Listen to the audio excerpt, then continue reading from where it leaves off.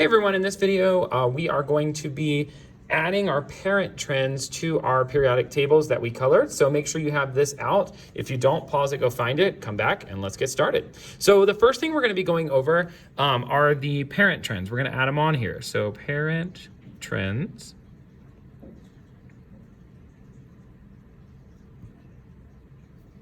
So the first parent trend is nuclear charge. And the nuclear charge is the pull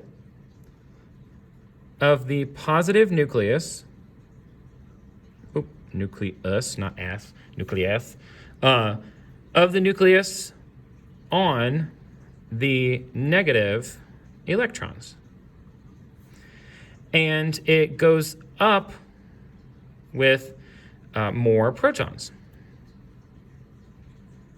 So the more protons you have in a nucleus, the more positive the nucleus is. So the more the nucleus is going to be attracting the electrons outside. So the basic trend there is then that as I move from left to right, it increases. And down a column, we would say that nuclear charge also increases, although we're going to talk about that in just a second. The other major parent trend is shielding.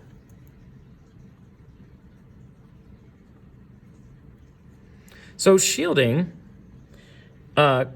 is essentially the blocking of the nuclear charge by the energy levels. And so basically it's kind of fighting against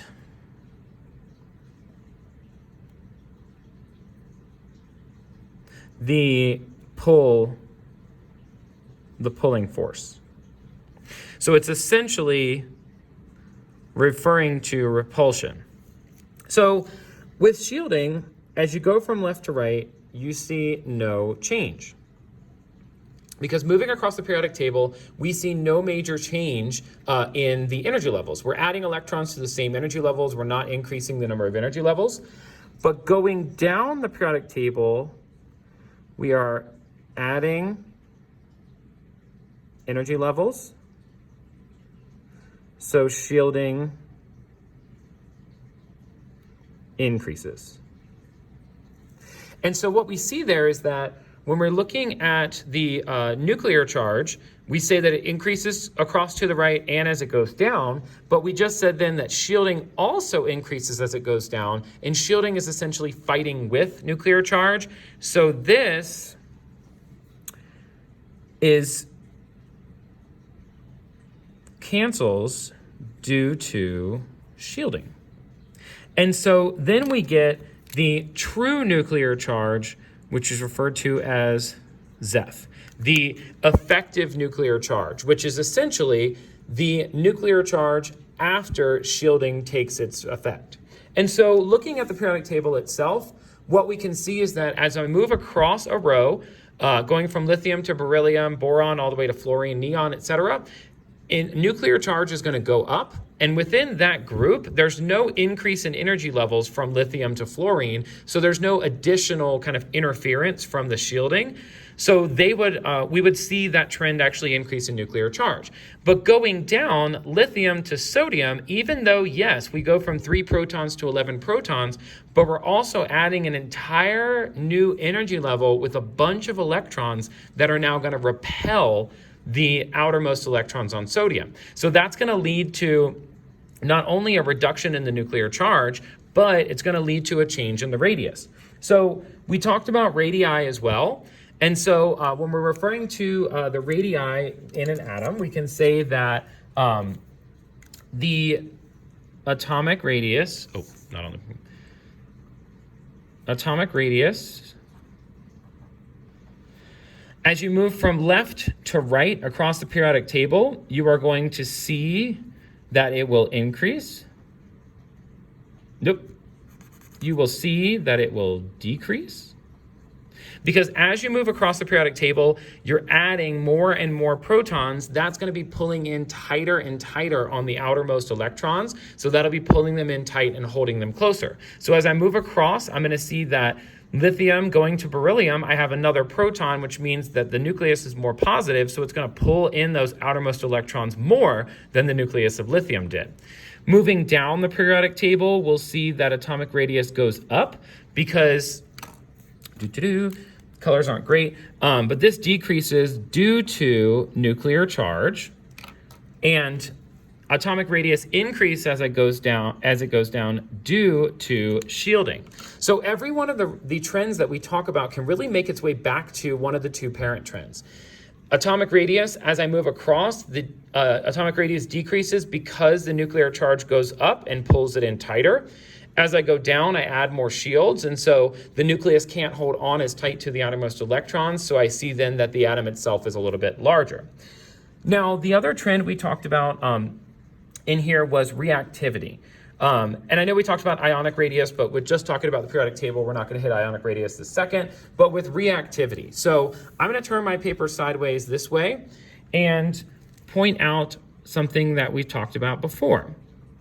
Metals form cations when they lose electrons. So for metals, more shielding and less nuclear charge equals more reactive. More shielding with less nuclear charge. So if two things have the same amount of shielding, then the one with less nuclear charge would be more reactive. If two things have similar nuclear charge, the one with more shielding would be more reactive. So what that means is that down here, francium has 7 energy levels, so it has the most shielding that an element possibly can have, and within its row, it has the lowest nuclear charge in that row. So that makes it the most reactive metal. On the other side of the periodic table, nonmetals form anions when they gain electrons. So the less shielding and more nuclear charge, the more reactive. So that means that if I have two elements with the same amount of shielding, the one with more nuclear charge is going to be more reactive.